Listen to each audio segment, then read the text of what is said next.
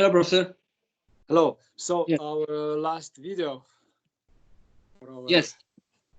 Math 453 class, we discussed in the previous video a few examples of L functions, or what people call L functions. And here they have a website with a lot of information about various types of L functions. So the first example of L function is the Riemann Zeta function. Then there's a larger class of L functions, the so-called Dirichlet L functions. And there are other more and more general L functions people study. If we look at the degree, yes, the simplest ones, let's say, but still very difficult to handle, are these L functions of degree 1. And they are exactly the Riemann Zeta function and the Dirichlet L functions. Yes. And they talk about, Dirichlet series, other things. Now, there was a previous page. If we look at modulus, if we look at mod 4, you can click on this point, mod 4. Yes, if you can click on this, it shows us one L function. And that, you see, modulo 4, there are two different L functions. One is the Riemann Zeta function, and the other is this function that we denoted by L. Yes, they denote it differently, but it's 1 minus, yes, this 3 to the minus s, is it visible, or can you make it a bit larger for everybody to be able to see? It's 3 to the minus s, but 3 to the minus s is exactly the same as 1 over 3 to the s, and then it's plus, so this is minus 1 over 3 to the s, then it's plus 1 over 5 to the s, and so on. It's the alternating one. Yes. That's the one where we found that the value at 1, so L of 1 was equal to, what is equal to pi over 4. Let's see, do they say anything about this?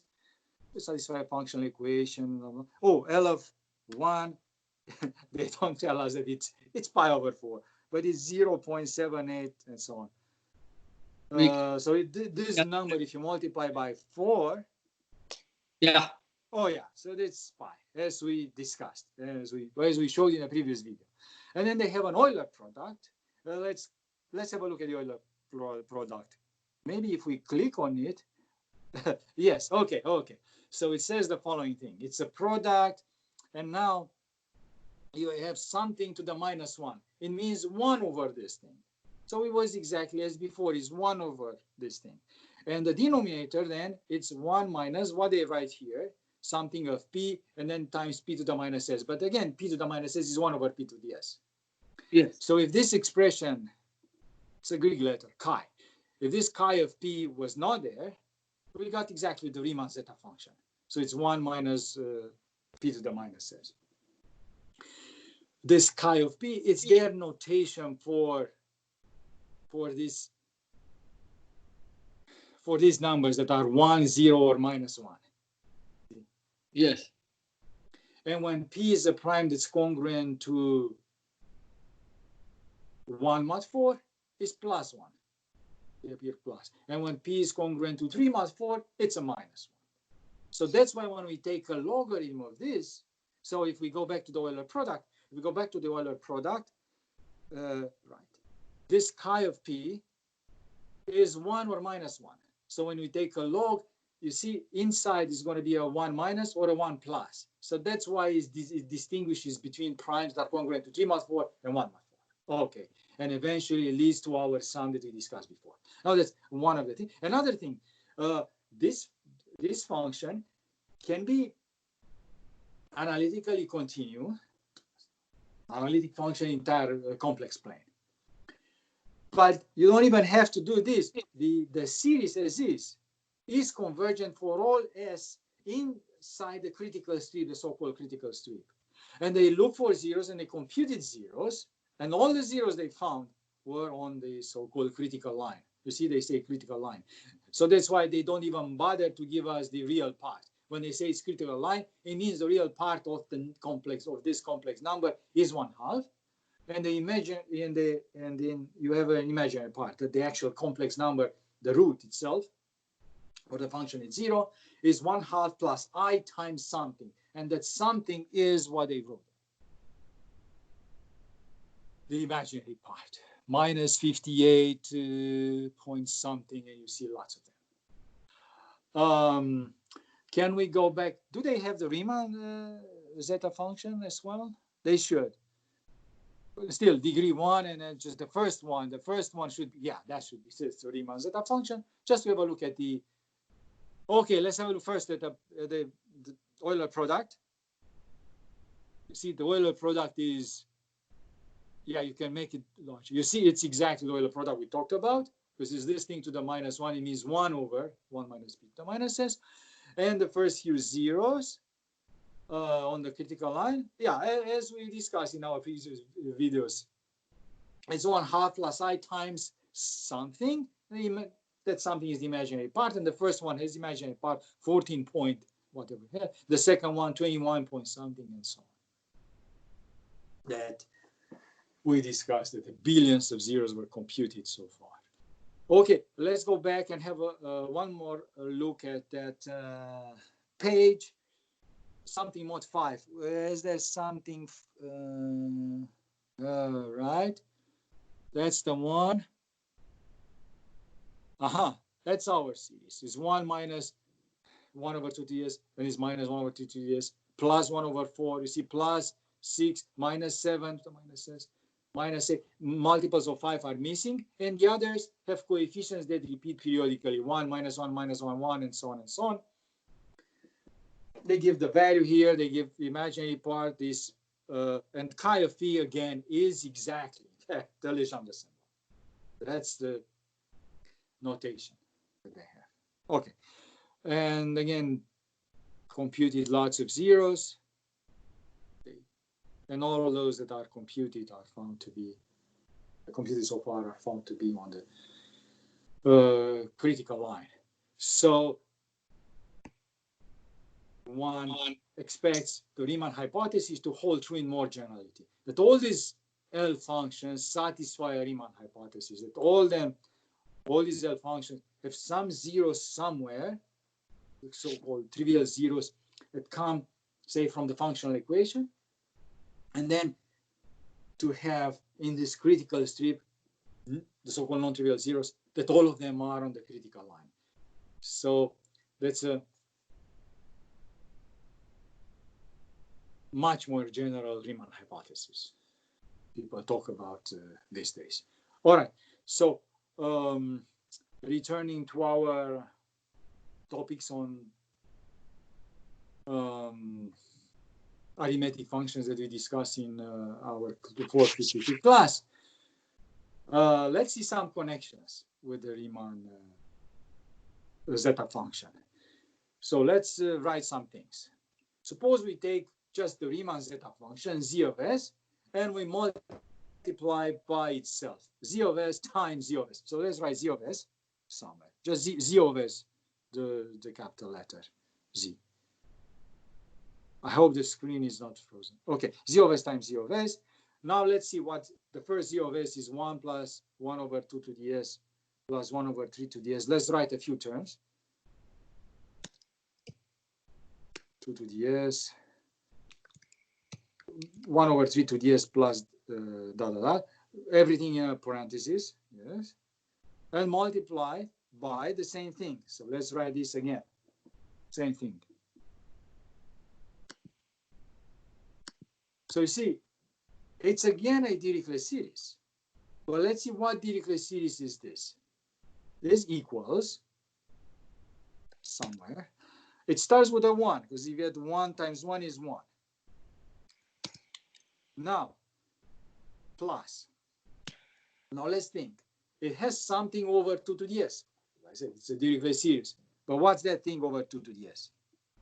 Not exactly 1 over 2 to the s, because I can see I can get this 1 over 2 to the s in two different ways.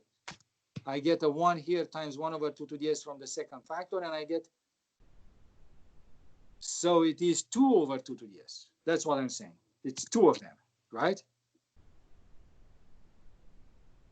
Let's see, because you have a 1 from the first z of s times 1 over 2 to the s from the second one.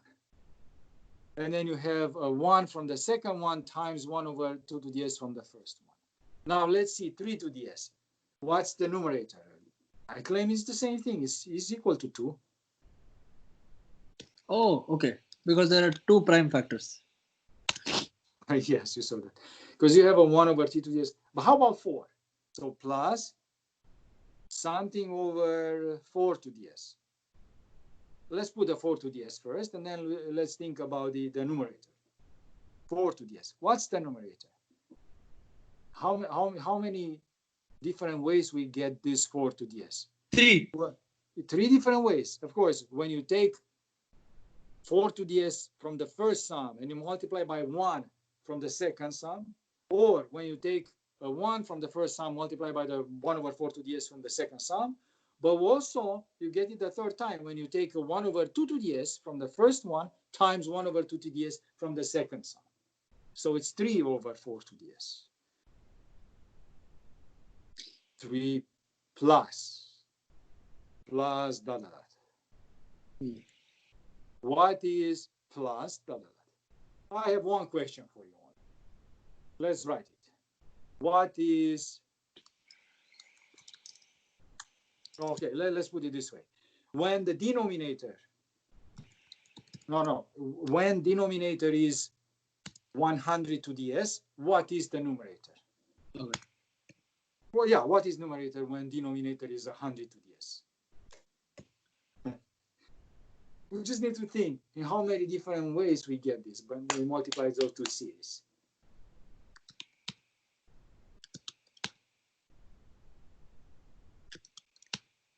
And you explain what you're doing with this 2, 2, 2. I think it is Okay, 9. yeah, you're right, and then you explain to me. I think it is 9. Okay, it's equal to what? 9. That's the answer. 9 equals 9. How do you get this? 2 plus 2 plus 2, explain. Because we can have 1 and 100, then we can have 2 and 50, then we can have 4 and 25, then we can have 5 and 20, then we have 10. So when you say you can have 4 and 25, it means you can have 4 in the first sum and 25 in the second sum?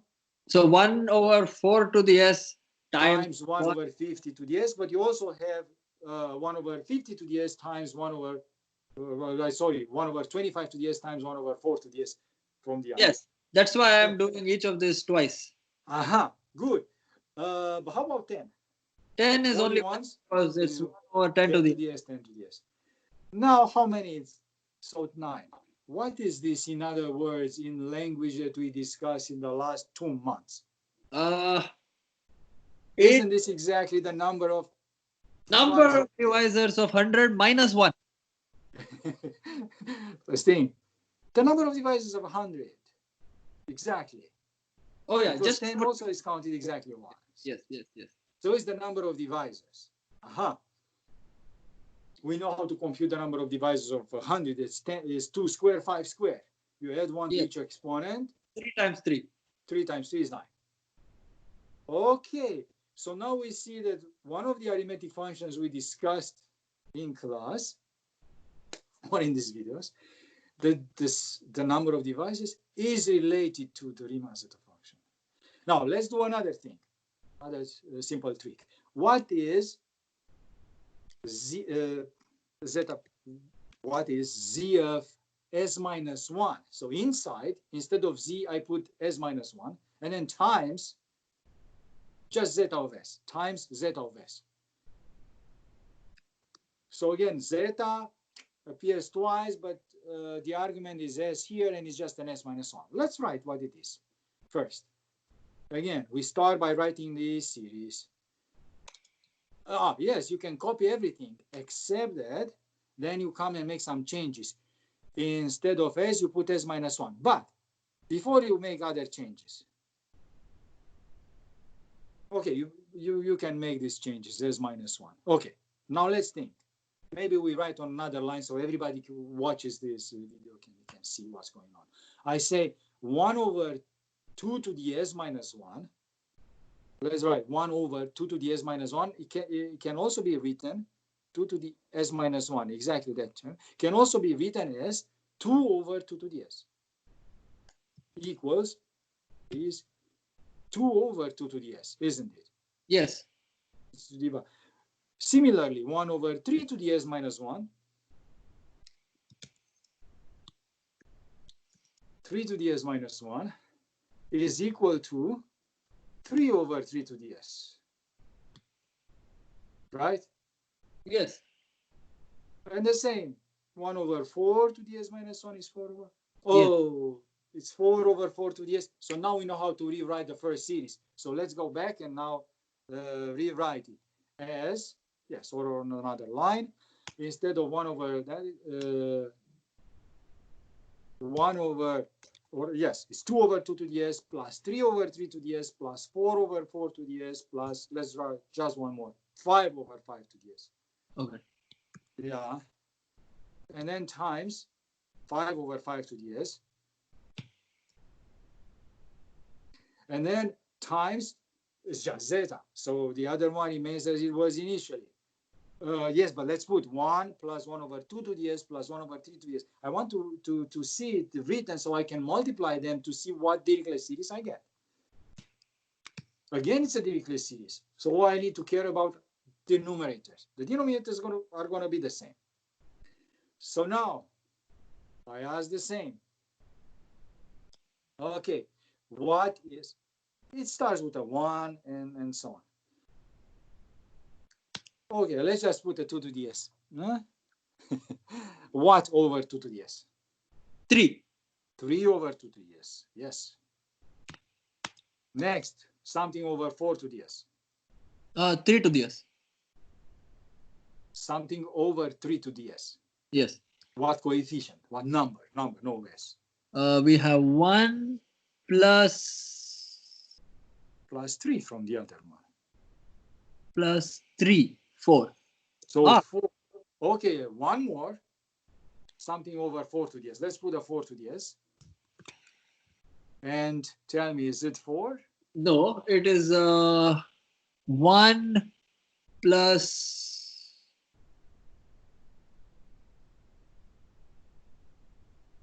2 plus, no. It's not 4. Mm-hmm. You already have a 4. When you multiply 4 over 4 to the s, you multiply by 1 from the other one. I already have a 4. But yeah. I also have to multiply 1 from the first one with 1 over 4 to the s from the second one. So I have a fifth. 5. And there can also be 1 over 2 to the s. And 1 over 2 to the s and 2 over 2 to the s. So 2 over 4 to the s. So in total, 7. 7. Good. I only have one question for you. Again, yes. Same question as before. What is the numerator when the denominator is 100 to the s? Okay. Okay, let's write it as a question so everybody can watch. And it's nice if someone wants to try the problem by themselves. They can stop the video anytime and then they can think for a minute and then tell us. Denominator is. Can I make a guess? You can make a guess, but write the question first and give everybody a chance to click on, stopping the video if they want to work on it. Yes. Is 100 to the s. The denominator is 100, not 100. It's 100 to the s. Yes. Sorry. Guess. Let's put 100 to the s. Yes. Now write it as a sum, please, so we can see what you're doing. This is my guess.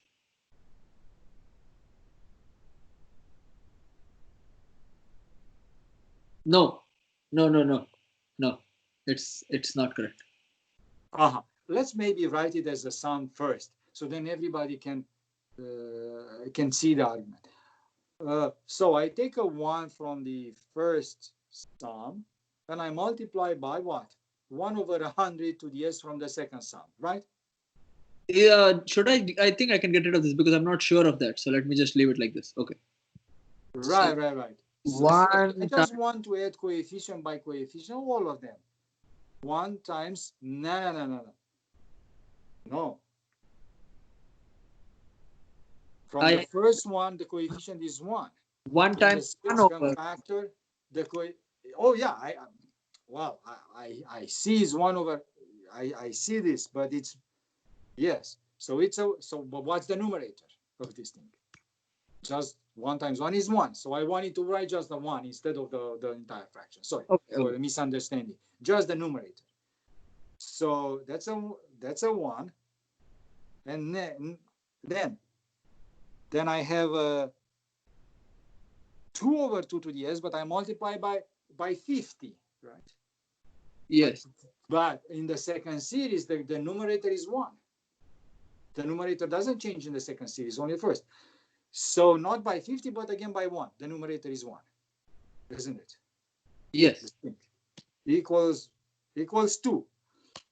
Okay. So we don't have to say this times 1 equals, but we can write it like this, yes. The next one, 4. So you see, you go and check every single divisor of 100, and you have a 4 in the first sum, and you have a 1 in the second sum. So it's 4 times 1. So it's a 4.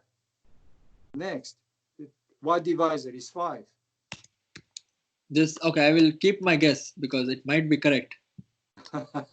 So 1 plus 2 plus, so let's write the whole thing now. And you explain. 5. What's the last term that you're going to add? When you have 100 over 100 to the s from the first one and just a 1 from the second one. So it's 100. So in other words, you add these numbers on this column. So let's write them. 1 plus, so everybody, because maybe some people didn't have a chance to watch those previous videos. Put all of them that are 10, 20, 25, 50, and 100. And the total is, 1 plus 2 plus 4 times, you take this as a common factor, times 1 plus 5 plus 25, right? So it is your 7 times 31, but I don't know if it's 218. It is. Let's do it properly. Oh, 217. Sorry. And we did it in class so many times. It's 217. So in other words, this is the sum of divisors of our number 100. So you see, if the denominator is, so maybe we can write this as a statement. When the denominator is n to the s, the numerator is equals the sum of divisors of n. So for 5, we can just write, so for 5, it would also, again, it would be 8 over. Sum of divisors. Yes. All right. Would it be? You mean the sum of divisors of 5 is 1 plus 5? 6. Sorry. Yes. All right. So now we saw that not only the number of divisors is related to the Riemann zeta function, but also the sum of divisors is related to the Riemann zeta function, in the sense that we can play with the Riemann zeta function and obtain, say, new pieces of information about the sum of divisors. All right. Next is a more subtle one, but we are ready to do it. What is 1 over zeta of s? I'm dividing 1 over zeta of s. Not zeta to this, but zeta of s. And before we do this, let's see, this equals. We saw in our videos, we also saw in this video at the beginning, the Euler product for zeta of s was 1 over something, right? Yes. Or it was a product of 1 over. So 1 over zeta is the product of exactly those denominators. Yes. So this, and those are exactly the following numbers. Let's put parentheses. 1 minus 1 over 2 to the s, just primes. In parentheses. 1 minus 1 over 2 to the s. Yes, in parentheses. This whole thing. Yes. Times 1 minus 1 over 3 to the s. So it's no more a sum, it's an infinite product. Times, so I want us to expand this a bit, times 1 minus 1 over 5 to the s. Let's put 1 more, because it won't stop. There are infinitely many. We just end with dots. So maybe, yes. 1 minus 1 over 7 to the s. dot, dot, dot, a general one, but yes, let's end with dot. So this infinite product is 1 over zeta because zeta, when we found it, was 1 over this infinite product. Okay. Now, imagine we want to multiply these things. Just multiply, but write on other lines. Just write directly what is the product when you multiply the first two factors. Just 1 minus 1 over 2 to the s, 1 minus 1 over 3 to the s. You have two terms, you multiply by the sum of two terms, so you have 4 terms total. 1 minus 1 over 2 to the s minus 1 over 3 to the s plus 1 over 6 to the s. Okay, now we take this thing and multiply by 1 minus 1 over 5 to the s. Let's do this. One more. And let's observe what kind of numbers we get in the denominator. Because it looks to me like we don't get all the numbers. Not all the possible numbers. And this term. So we have a minus 1 over 2 to the s, minus 1 over 3 to the s. How about 5 to the s? Minus 1 over 5 to the s. Plus 1 over 6 to the s. If we put them in order, maybe the next one is 10. 10 to the s. Is it with minus or with plus? Plus 1 over 10 to the s. And then plus 1 over 15 to the s. And minus 1 over 30 to the s. This is strangely looking like inclusion, exclusion. Yes, exactly, inclusion, exclusion. But now let's see, before writing anything else. When we multiply by other factors will involve 1 minus 1 over 7 to the s, 11 to the s, and so on. Other larger prime numbers. Larger prime numbers, 2 doesn't appear again. 3 doesn't appear again. So how can I get a 9 in the denominator? I don't have a 9 now. I won't have a 9 anytime later. Can I get a 45 to the s in the denominator? Yes. Well, how? You get a 45. 45 would be 3 times. Oh no, you cannot get a 45. Just because it has a repeated factor of 3. Oh, okay, okay. All right. So we continue like this. Continue, we just saying words. Continue like this. Okay. Then let's ask this question. In 1 over zeta of s, in 1 over zeta of s, when the denominator is n to the s, the denominator is, what is the numerator? Question mark. Okay. And we observe some things. Some denominators must have numerator 0. 45, the numerator is 0. Got it. Anytime. Okay, so you got it. Anytime when n has a repeated prime factor, the numerator is 0. So let's write in words. When n has a repeated prime factor, the numerator is 0. Good. If n is a product of an even number of prime factors, yes, the numerator is 1. And if n is a product of an odd number of prime factors, the numerator is minus 1. But let's check this before we. So in other words, your conclusion is that the numerator is always the Möbius function. So in conclusion, the numerator is the Möbius function. So now we see that we see two things. The Möbius function is related to the Riemann zeta function in a very intrinsic way. And this also explains to us why the Möbius function was defined in that way. Because to us, it looks like an artificial definition at that point. But now we see why it was defined this way. Because this is exactly 1 over zeta. Okay.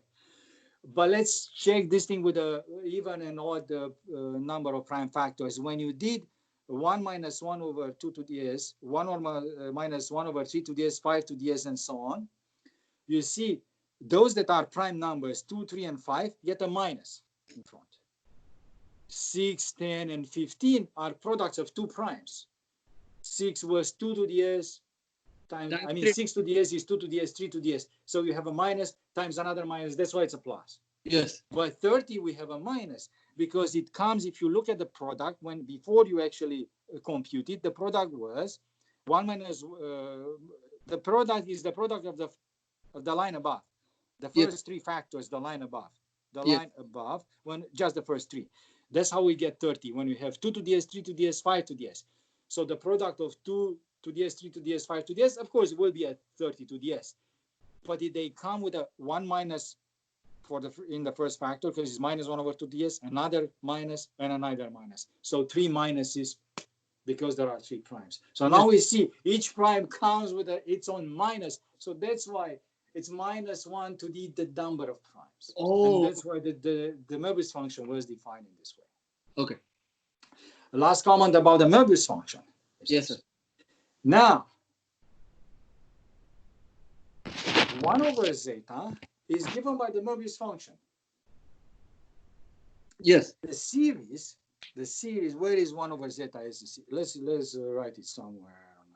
Yeah, we started to write it, but it was an infinite product. Yeah, 1 over zeta is this infinite product, and we can write it as an infinite series. But let's copy it somewhere, and we conclude the following. After we rewrite it as an infinite series, right? Then the numerators are not large. They are the Möbius function, so they are 1 minus 1 or 0.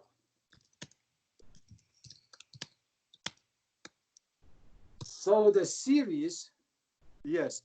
So this Dirichlet series converges. Yes. But let's write this Dirichlet series, meaning 1 over z. So the Dirichlet series associated to 1 over z of s. Let's write it in this way. The Dirichlet series associated to 1 over z of s. Because 1 over z of s, we had it as an infinite product, but we can associate the series if we do these multiplications. Converges for all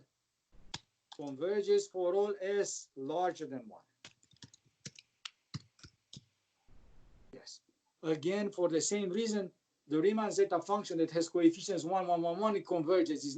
They are not too big. And these are not too big because are 1 minus 1 and 1. Okay. Now there's a theorem in complex analysis, if you want, or in analytic number theory, if you want, saying the following. We talk about this again in the fall semester, our 531 class. If you have a Dirichlet series that converges at one point, so okay, let's make it simple. If we have a Dirichlet series that converges for all real numbers as larger than 1, we can say it in words. Then it converges for all complex numbers with real part larger than 1. Let's take it. There is a theorem. Let's say it in words. Just this. There is a theorem saying that if the Dirichlet series converges for all s larger than 1, meaning all real numbers s larger than 1, then it converges for all complex numbers s. Complex numbers s, not as for complex numbers, we don't have inequalities, larger, smaller, s, with real part larger than 1. So in the complex plane, if I turn and I show the complex plane, if it converges for all s larger than 1, it converges in this entire half plane. Oh, so this is how Riemann proved, and others. So this is how we know, let's write it. Let's write in words. We know that the Riemann zeta function does not have any zeros. Let's say, how know that? Let's say in words that the Riemann zeta function does not have any zero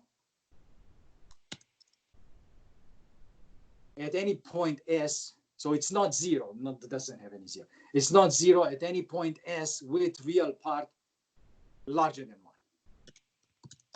1. It's not zero, I say, it's not zero at any s with real part larger than 1. Again, why? Because if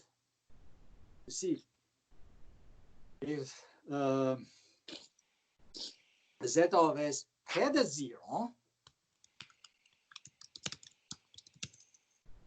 Yes. Let's call it, how you call it? A new letter or subscript. S1. What is 0? S1. It's just an index, S1. That's 0.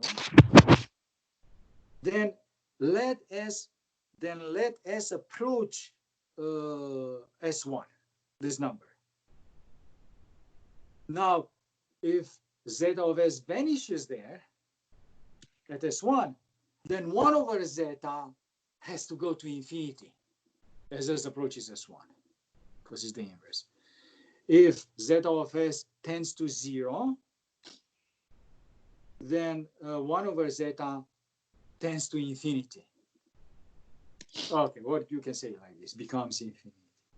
At where? At S equals S1. But it doesn't because of what we just showed. In this half plane, but it doesn't. In this half plane.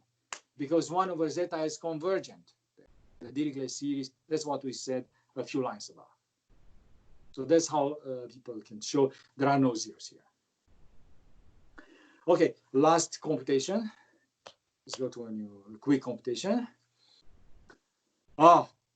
Just to see one more connection, surprising connection. Now I want to take z of s minus 1, easy computation, and I want to divide by z of s. Wow. And this is a Dirichlet series. And I'm asking you, what is the, let's write in words, what is the numerator when the denominator is n to the s?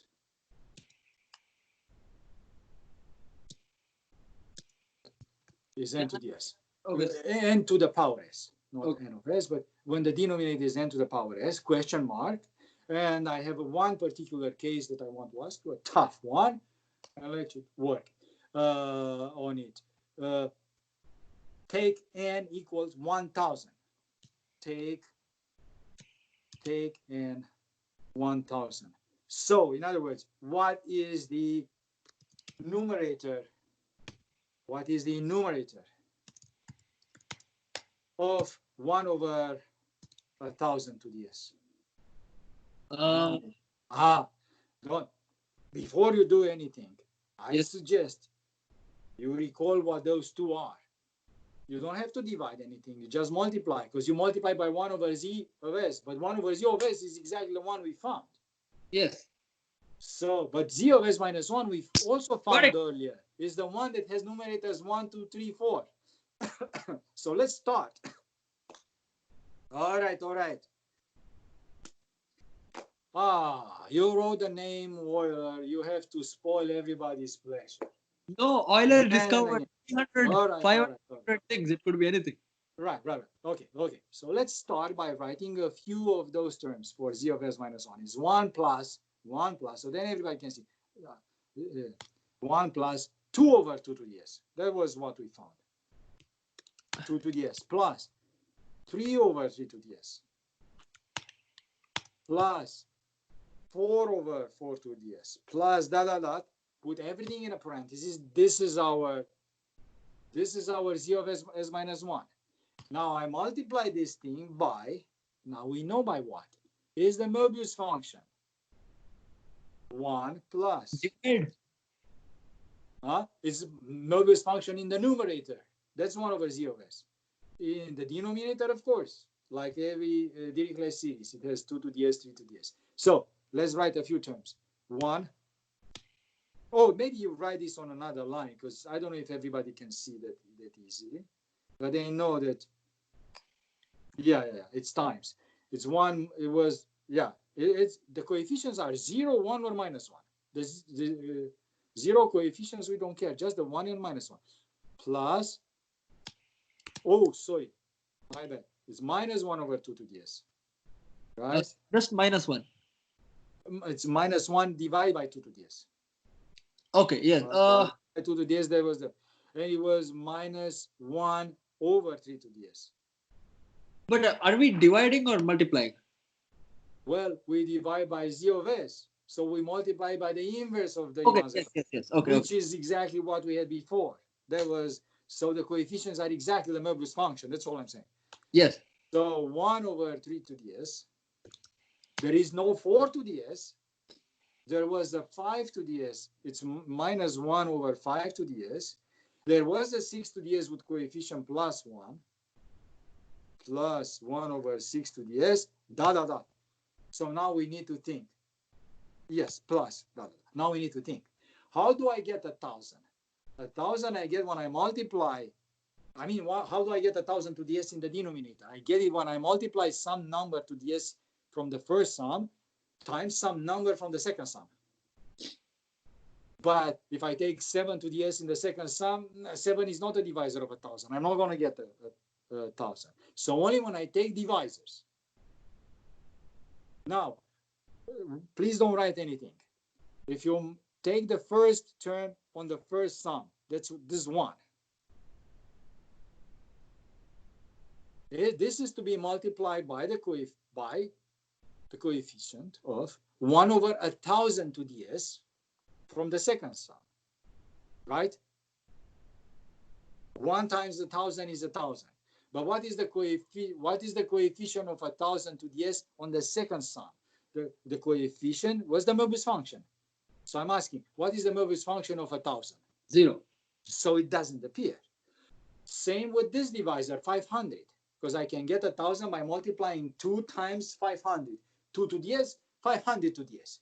But 500 also has the Möbius function 0 because it has a repeated factor. Other divisors, 250, again has a repeated factor of 5, and so on. Yeah. So in fact, there are only 4 numbers, 4 divisors of 1,000 that do not have a repeated factor. And they are 1, 2, 5, and 10. Yes. We can say in one line, divisors of 1,000 without repeating prime factor. Divisors of 1,000 without repeated prime factors are 1, 2, 5, and 10. That's it. Any other divisor of 1,000 will have to have either another 2 or another 5 or more. You agree with this? Yes. So now it means that there are only 4 terms in the second sum. You have one sum, I multiply the first sum by the second sum. But in the second sum, there are only 4 terms of interest. All the others are 0 of interest. All the other divisors of correspond to divisors of 1,000. So the only thing I need to know is what happens with these 4 terms. So in other words, 3 of them are already written by you. 1, Yes. minus 1 over 2 to the s, minus 1 over 5 to the s, and there is another one, the 10. So yes. Maybe we will go back to that line and put the 10 in there. But let's write it nicely. What happened to 8? Is there any 8? No, because it has a repeated factor. So there are no dots between 7 and 10. 10 is the actual next number for which the Möbius function is not 0. So it's plus 1 over 10 to the s. What I'm saying, there's no 1 over 9 to the s, because 9 has a repeated factor. There's no 1 over 8 to the s. All right. So all that remains to be done is to take these 4 terms and multiply by something from the first line to get 1,000. Yes. So 1 from the second sum is to be multiplied by, the big one there, the 1,000 over 1,000 to the s. Right? Yes. Yes. So the numerator is 1,000. Let's write 1,000 in there on another line. Numerator. 1,000 plus or minus. Let's see. I have a 1 over 2 to the s in the second sum. That's multiplied by something over 500 to the s from the first sum. Yes. but the numerator is the same. So it's 500 in the first sum. Yes. But the sign is now -1 in the second sum. So I have to subtract minus 500. So see, it was 1,000. We have to subtract 500. Next, the next divisor was 5. Where I have it, it's 1 over 5 to the s. So 5 times what? 200? Yes. So 5 to the s, 200 to the s. The product is 1,000 to the s. Good. 200 to the s in the denominator for the first sum, first sum, has a numerator that's 200. So let me check the sign. Did you put the correct sign? Yes, because in the second, because this 200 over 200 to the s is to be multiplied by -1 over 5 to the s. Yes. And the last one is 1 over 10 to the s, but it has a sign that's +1. And it's multiplied by 100 to the s, or 100 over 100 to the s. Yes. So it's plus. So now let's add up all these numbers. And we get something that everybody in our class will recognize. Because 400 is something we had to work on. It's exactly Euler function. So in general, that's for 1,000, and that happens in general. So the numerator of n to the s, so that's the answer to our first question on this page, is that for any m, yes.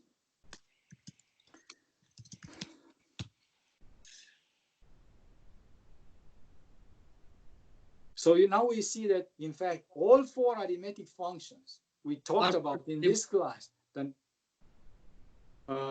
number of divisors, the sum of divisors, the Möbius function and Euler function can be recovered as numerators in expressions that involve the Riemann zeta function. Yes. You see, the Riemann zeta function has lots of applications. That's what I'm saying. And with this, I think our last lecture ends. But to end on a high note, tell you one more story. True. Yes, sir. The moral of which is to just don't give up hope. Okay. I guess this video is going to be, so I guess I'm going to send a link just before we have our last day of classes, because I think we have enough videos for all the remaining weeks of the semester. All right, so that will be before our final exam. But speaking of final exams, when I was an undergrad student in Rome, I had to take an extremely difficult exam. It was a history exam.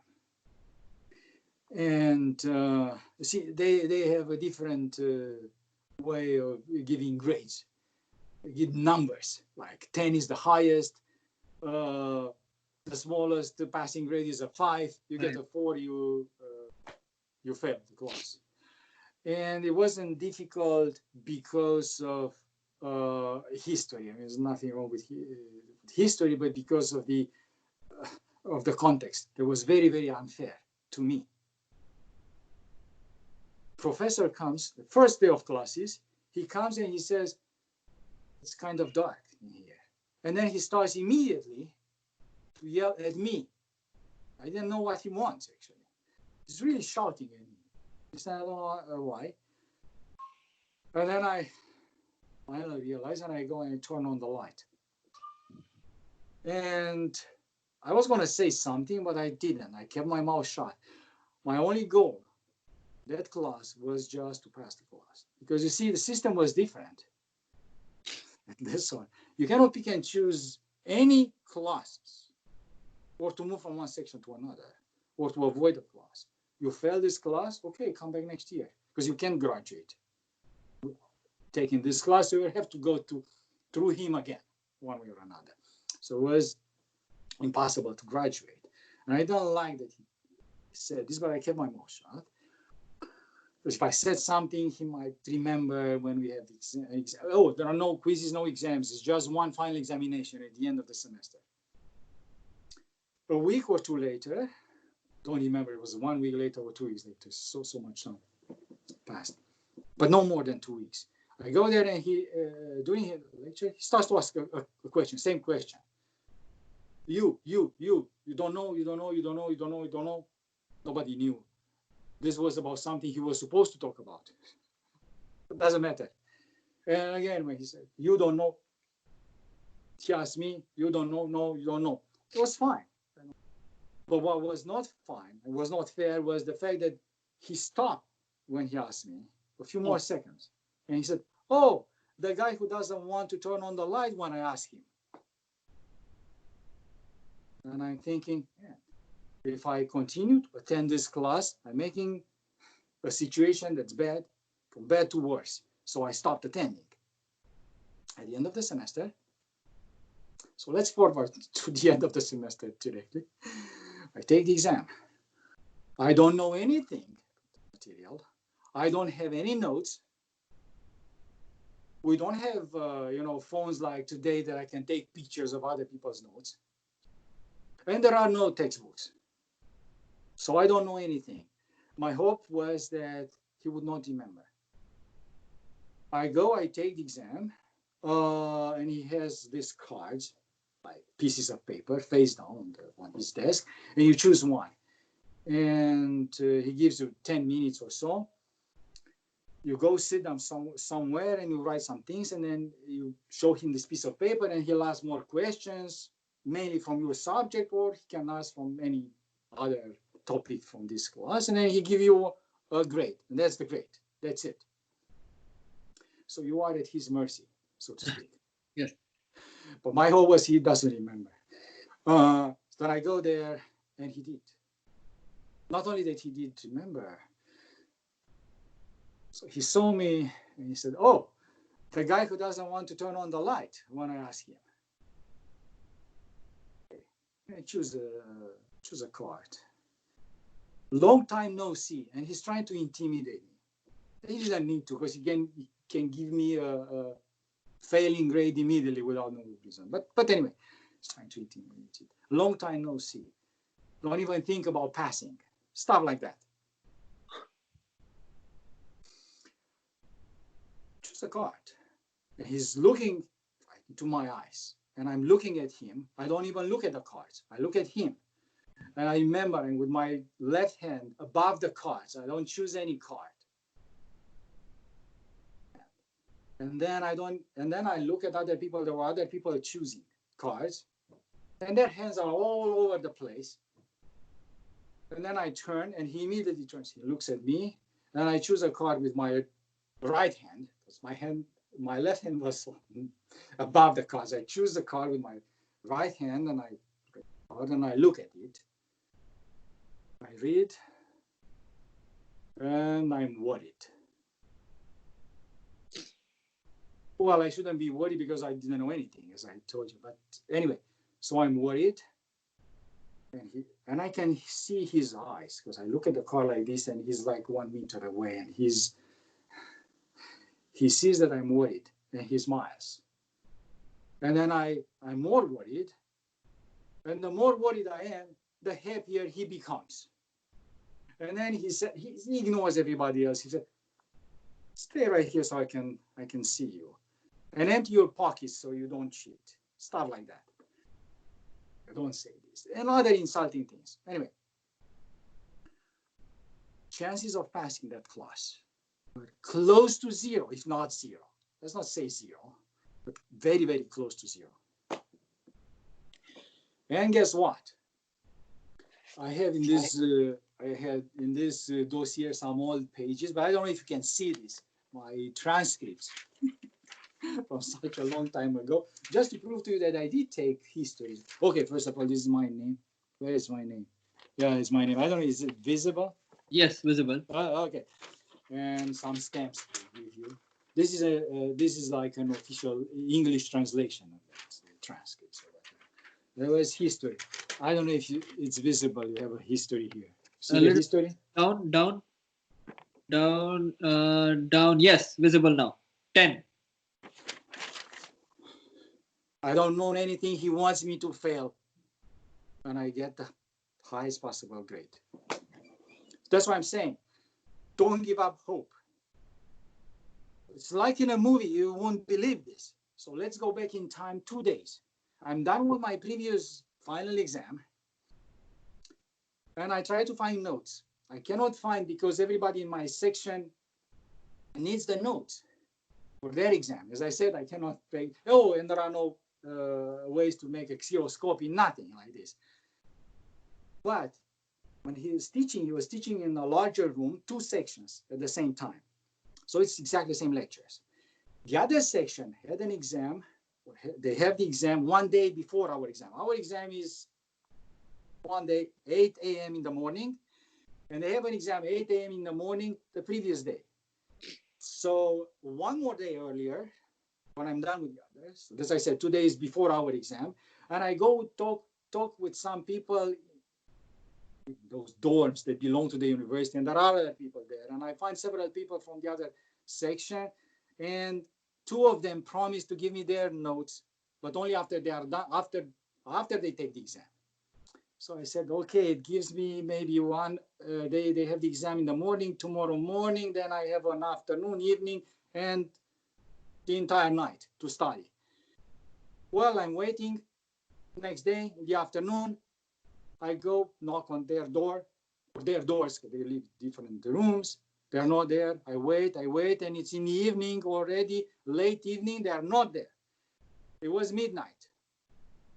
Thinking, man, they are not there. And then it was 1 a.m.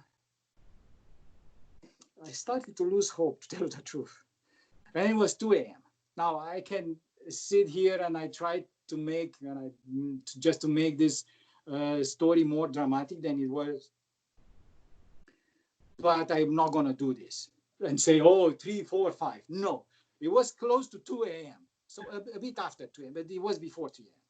That I remember exactly when a large group of people showed up. So I go, try to talk with them. I cannot talk to anyone. Everybody is drunk.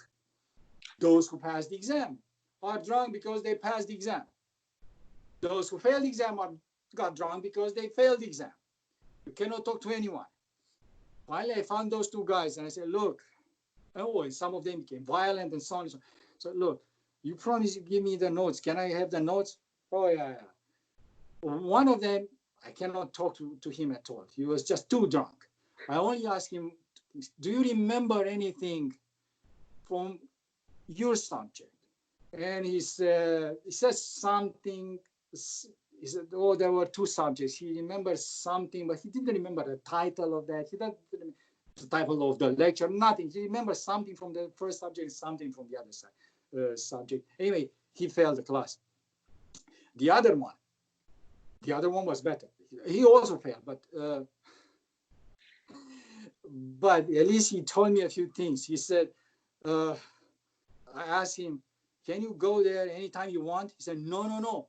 You only enter the room when someone else leaves the room. There are only 5 people in the room at any moment of time. And I said, can you tell me about your subjects? He remembers something. He didn't remember the titles, subjects, whatever, but he remembers something from there. So I said, okay, so he said there are 2 on his card. I said, can you tell me how many cards? He said, I don't remember. Okay, 10? No, more. I said, 100 cards? No, less. I said, 20, 25? He said, yeah, 20, 25.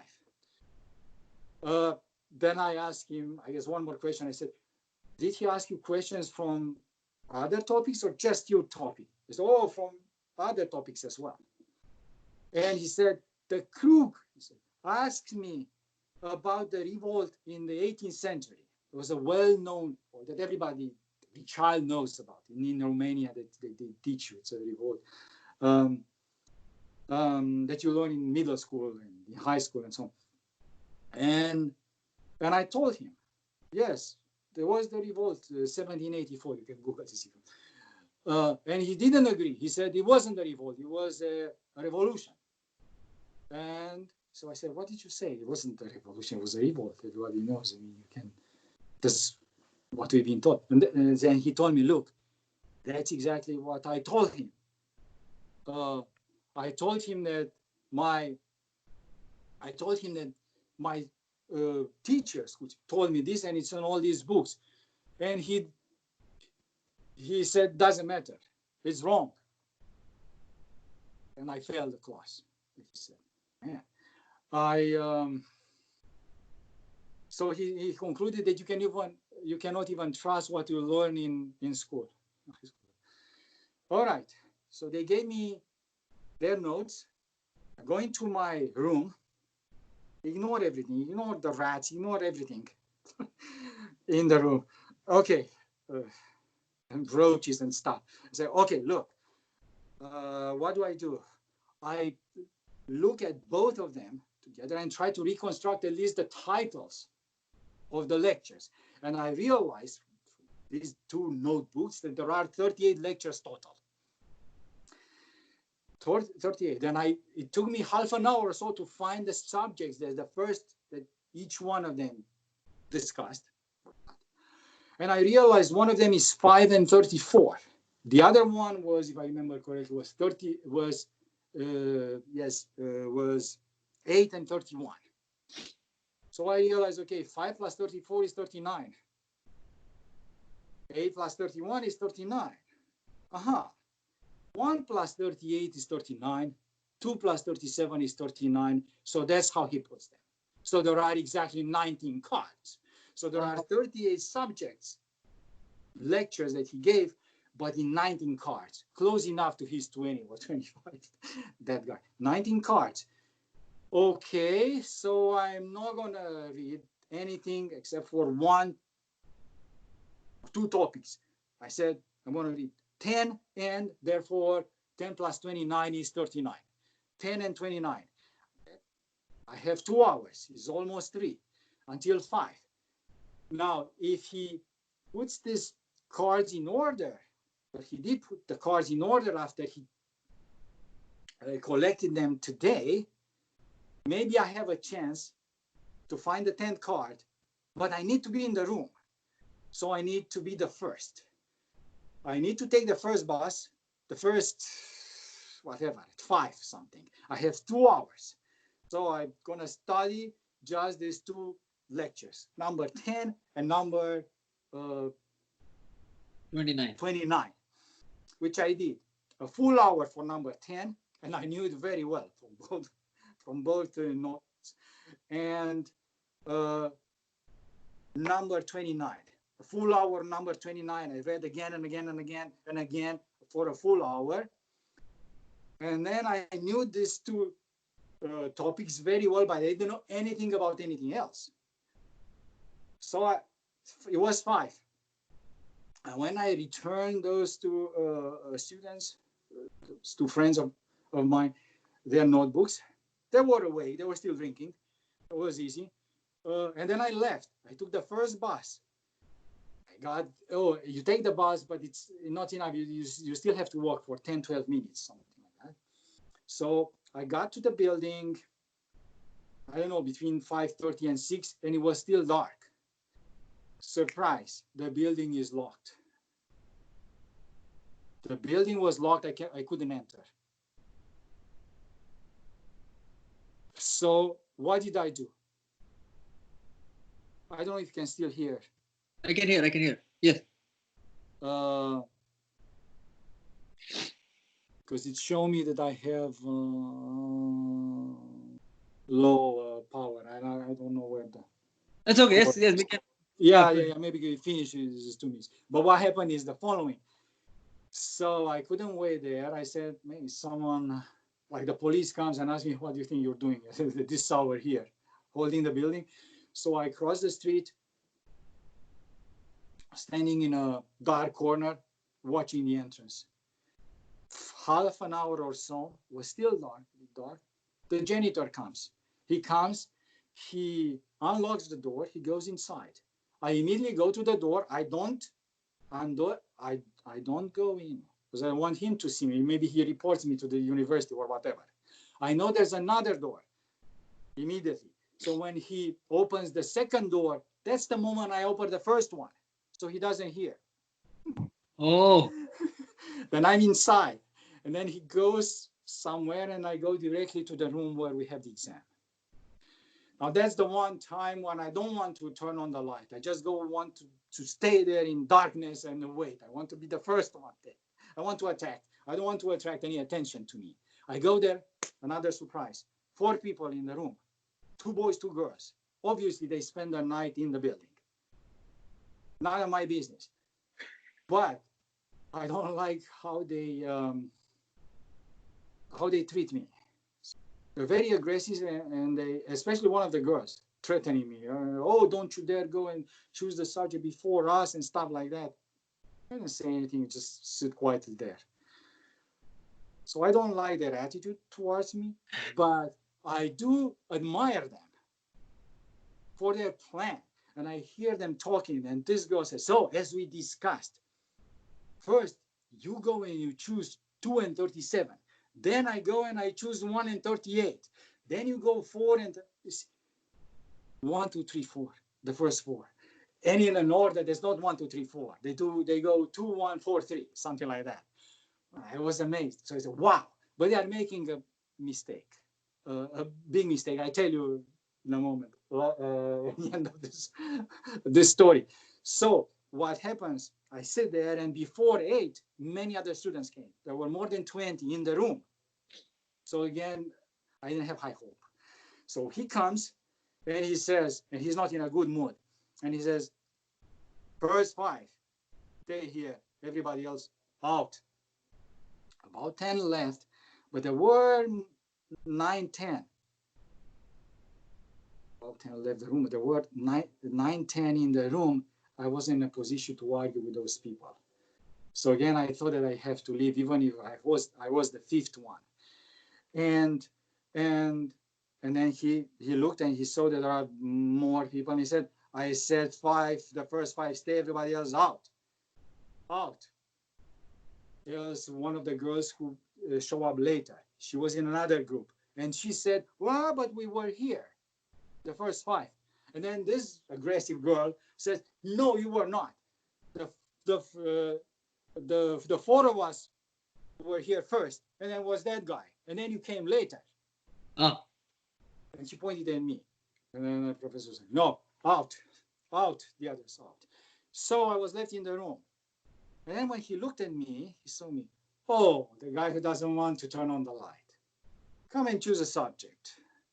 So I went there, but they said, don't choose a subject before they do. So there was the 4 of them. As I said, their hands all over the place. And he's trying to intimidate me. He's looking at me. I'm looking at him. I'm looking at him, so I cannot count. But I only have one thing in mind. Oh, he takes the deck of cards from his pocket. He puts them on the desk, and he displays them like this, face down, without looking at the cards. He's looking at me. Choose a card. And I go with my left hand above the cards, approximately when number 10 should be, but I wasn't sure. That's why I didn't touch the card, because I wasn't sure it's number 10. And then to save a few more seconds, I'm looking at them. He looks at them, and then I come and I count quickly from 1 to 10, and I choose the card with my right hand. I raise the heart, I look at it, and it was 10 and 29. You can believe this. But he can easily, if he sees I'm happy, he can easily ask me to choose another card. So I make a face like I'm worried. And then he smiles. And I see he smiles, so I look more worried. And then he's happy. And he tells me, okay, sit right here so I can see you. Empty your pockets. I don't have anything in my pockets. All right. So I wrote. But then I thought, man, maybe he's going to ask me questions. What do I do then? So I intentionally left out. I wrote some things, some key things that I should have written, so that he would ask questions from those. And then he starts to ask me, he asks me this, and I answer any question. And he's shocked that I know. And he still tries to give me a failing grade. He says, and he prepares this failing grade by saying, well, okay, you answer, but I don't know if it's good enough for passing. And at that time, an old lady shows up. She enters the room, never saw her before. And after that, they never saw her ever since. And she starts talking to him. And from what they're saying, I understand that she's a history professor. And they talk about class that they will teach next year. And they still need to think about some aspects, some details. So then she doesn't leave so they can think about these details. And so once in a while they stop and then he asks me some questions. And he cannot process. And he can ask me any question he wants from the entire material, but he cannot process this. How can I continue to answer his questions from this topic? It was impossible. So he didn't cross his mind to ask me from anything else. He continued to ask me this, and then he still said, well, I don't know if it's good enough for passing. And then the lady said, none of my business, but he answered all your questions. He deserves a high grade. And then he said, what? You ask him. And then again, I panicked because I thought that maybe she's going to ask me from the entire material. One question, two questions from outside of this topic, and I'm done. So they see that I don't know anything. And she said, but no, she said, oh, what's your topic? And I said, well, the professor has the page and the card. So he gave her and said, oh, she said, oh, that's pretty good. But you didn't write about this. So she asked me exactly the same questions that I left intentionally. So I answered. She said, oh, okay, this guy is good. He deserves a 10. And he said, I'm not going to give him a 10. No way. Okay, I give you one more chance, he said. But be careful how you answer this. Was the most important event in the history of Romania in the 18th century? So I said, I didn't have the beard, but I look like this. And I said, well, there were many very important events, but the most important of them was the revolution. And the lady said, revolution? What revolution? But he said, okay, 10. Gave me a 10 and I left. They continued to talk about it. What revolution? It was his own opinion, not her opinion, that there was a revolution. You Google this now, you see it wasn't a revolution. It's a revolt. But anyway, so he gave me a 10. Okay, so how does this end? Well, first of all, never give up hope. But what happened to those 4 guys? Some of them passed, some of them failed because they made a mistake. They only realized the mistake when they had to choose. The girl, I remember the girl with the hands all over the place, the aggressive ones. She is supposed to choose the first card, 1 and 38. But just a second, that's the first card, 1 and 38. But when he displayed the cards, she didn't know it's the first one on the left side or on the right side. Some of them chose from the correct side, some of them chose from the wrong side, because the first one is 138, the last one is 19 and 20. So that's why I chose 10. Because the one in the middle is number 10. Wow. All right. Enough with this. True story. Wonderful. All right, so let's close this video. Okay.